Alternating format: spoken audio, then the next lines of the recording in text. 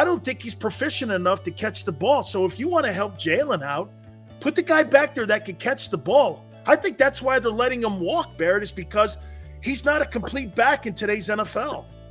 Which is surprising because his first year he was. His first year he was able to catch the ball out of the backfield, do a lot of those things. I think Gainwell definitely gained a little weight, and you can tell that they like him a lot because he ran with the ones, previous 2 days. They were saying it was just, just because they know the reps they have. But I think, Sanders took it personal because he sees the writing on the wall. He's got to get it straight. Can he catch out the backfield? Can he catch those angle routes or Texas routes in the middle of the field?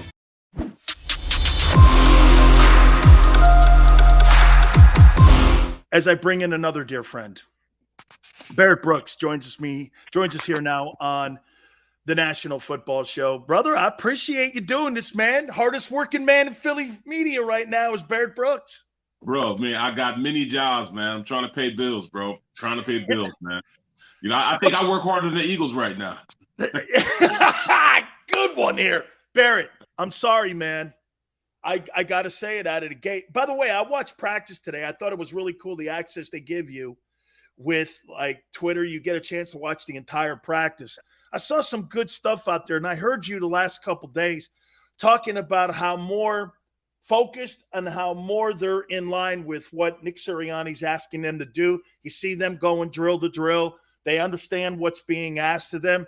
But still, man, I don't know, Barrett, and please help me get out of this old school mentality. I said this, and I'll say it again. If you ain't hitting and you ain't tackling, Gary Cobb told me they're not going to have any tackling drills at all in camp. How can you be prepared for a football season when it comes to fits, slipping and scooping, getting up on second levels, running stunts? How can you do all that stuff, Barrett, if you're not hitting and you're not tackling? Dan, we're the old man on yelling, "Get off our lawn!" So that's not going to happen. I've come to realization, man, that at this point, the NFL, they'll sacrifice the first 4 games to get fundamentally sound, and then you see what a team really is, like the 5th, 6th, or 7th game. Usually, you got your identity from the first 3 or 4 games just to see where you are, how you fit in on the totem pole, or how good you are as a team, what you're going to do, what you run good, what you run bad. But I think the first couple of weeks, they got to figure out what they do anyways, what they do good. And that's the problem, though. You usually use the preseason. Well, actually, you use training camp. It used to be when we got there, you use training camp to get into football shape. Well, I guess these kids come in and are already in optimal shape. They come in ready to rock and roll. Then they slide in, man, and they just don't beat themselves up. The teams that are going out there and working hard and hitting and stuff are the ones that are getting injured right now. So I can't be mad at what the Eagles are doing because they're healthy. They don't have anybody falling to the wayside. You look at Dallas; they have a receiver, Washington, that's out. With a broken foot. You look what happened up in Denver. One of their receivers went down. Even Ryan Jensen from Tampa Bay. He's hurt now. I mean, if I'm Tom Brady, I'm like, wait, man, I don't know if I want to play if I don't have my all-world center playing in front of me. So, those are the things they're looking at and saying, all right, we are better when we're more healthier going into a season. We're not worried about, the having our body tough and hardened because we've hit so much, and our body's used to taking that extra step when you're trying to make on a block. Usually when you don't have pads on, you can't finish blocks. How do you finish a block? How do you teach an offensive lineman to take that extra step in trying to become a better player? You got to take that extra step to finish the block. You don't learn that when you 1-2 cha-cha-cha with no pads on. Barrett, I had people tell me that, one of the great comments that came out so far in camp is that Jalen said that this is going to be the second year that he's in the same system. And I said that's not true, because the first 7 games, they were in a completely different system when they put the ball in his hand. And then when they realized that they couldn't have him win games for them, they put the ball in the hands of the O-line. So when they say that, the identity of the football team got changed. And you and I both said, I've never really ever seen anything what they did, which was uncommon for a team to go from trying to pass the ball 33 times a game to running the ball 33 times a game. It was like overnight they changed it. So to me, there were two different systems last year on how they won games. So how am I to believe that he's gotten better since January just with the addition of A.J. Brown when you don't practice, you don't hit? What system are we talking about? So I'm a little confused on how people are saying he's gotten better when what's the evaluation point that you're using, Barrett, that he's gotten better at so far? I'm not saying team-wise he's gotten better around his players, but he's gotten better as far as his technique. He's more sound in his footwork.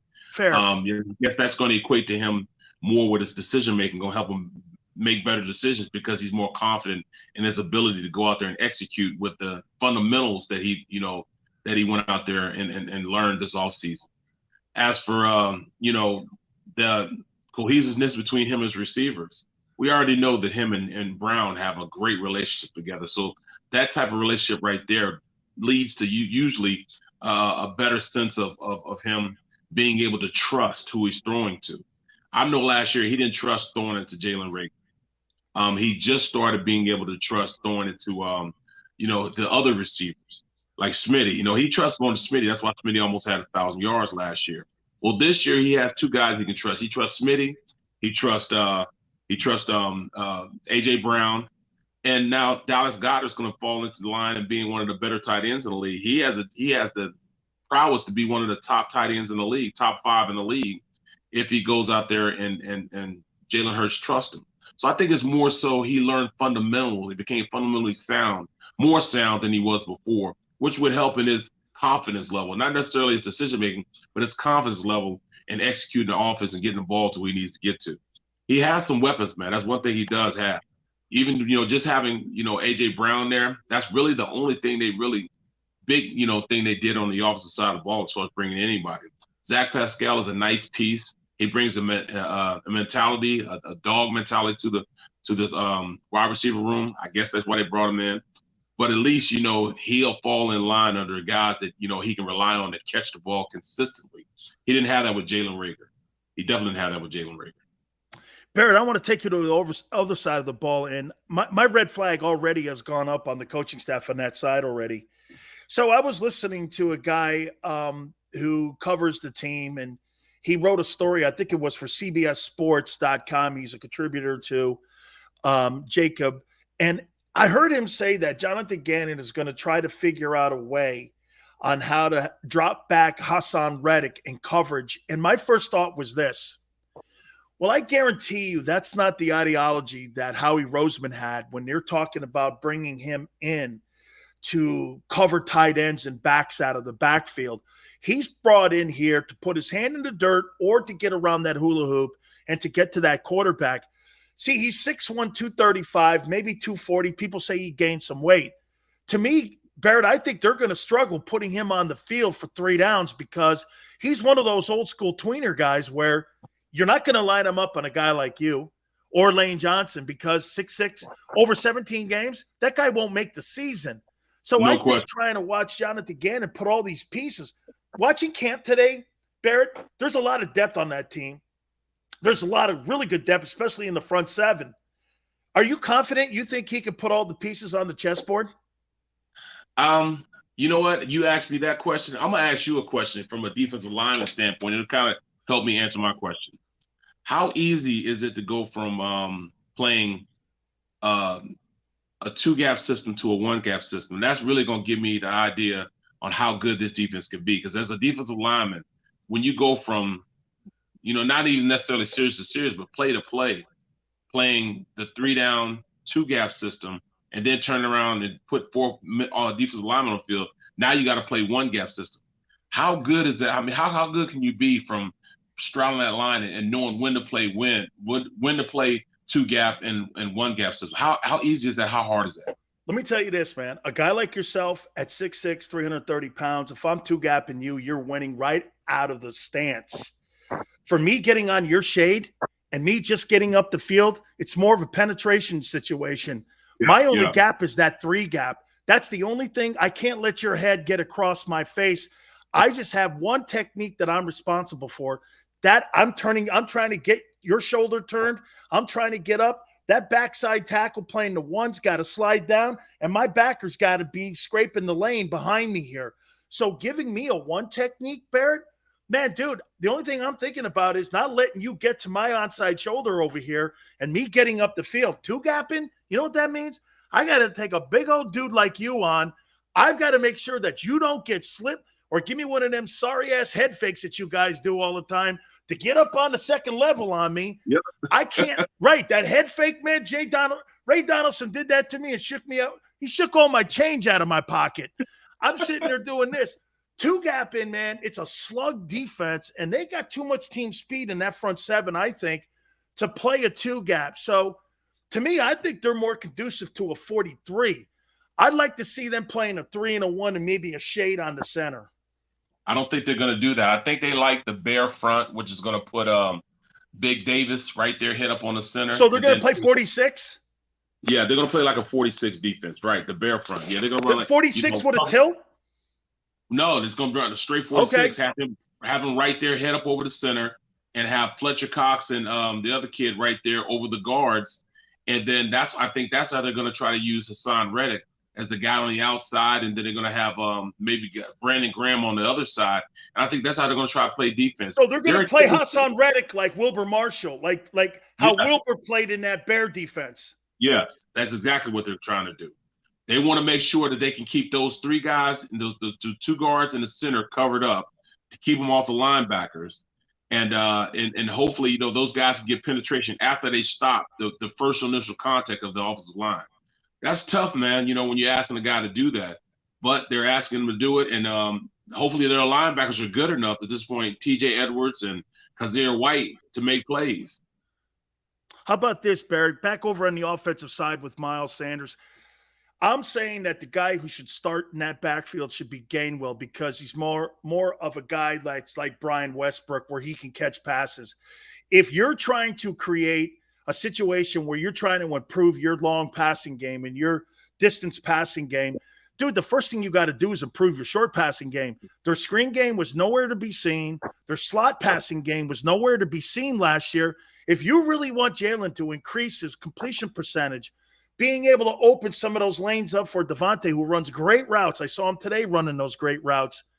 You got to get a guy back there who can catch the ball. And Miles Sanders, even though he's got a chip on his shoulder, which I like, I don't think he's proficient enough to catch the ball. So if you want to help Jalen out, put the guy back there that can catch the ball. I think that's why they're letting him walk, Barrett, is because he's not a complete back in today's NFL. Which is surprising because his first year he was able to catch the ball out of the backfield, do a lot of those things. I think Gainwell definitely gained a little weight, and you can tell that they like him a lot because he ran with the ones, previous 2 days. They were saying it was just, just because they know the reps they have. But I think, Sanders took it personal because he sees the writing on the wall. He's got to get it straight. Can he catch out the backfield? Can he catch those angle routes or Texas routes in the middle of the field? That's going to dictate whether he's going to be good enough to be on the field a lot of the times if he can do that. If he can, I'm telling you, Gainwell can. People don't understand how good he is. He played in front of Gibson. That's starting right now to Washington. Yep, Antonio Gibson. Yep, and the second team back for Dallas too. Pollard. Tony Pollard. He was better than both of those guys in college. So he has the ability to be a very, very good player, and they see it. They see the talent starting to come out of him. So I love the competitiveness of it. Iron sharpens iron. Is either he puts up or shuts up and let Miles and gets in front of Miles Sanders, or Miles Sanders just takes his L and his interview for all 31 other teams. He didn't make it happen. That's what he's doing. He's interviewing for 31 other teams. Yeah. He got to put himself in a position where he's making it so hard on them that they can't let him go. And at this point, we'll see. But the best ability is availability. He hasn't been available for the entire season. 2 last questions for you here, Barrett. I heard you guys today talking about Jalen Reagor worrying about what John Clark was saying on Twitter and this and that. And Jalen Reagor, to me, I mean, dude, at this point right now in his career, I think he's going to make the team like you guys say. Yeah. But, dude, I've almost categorized him as a camper. I mean, he's just going to be there right now.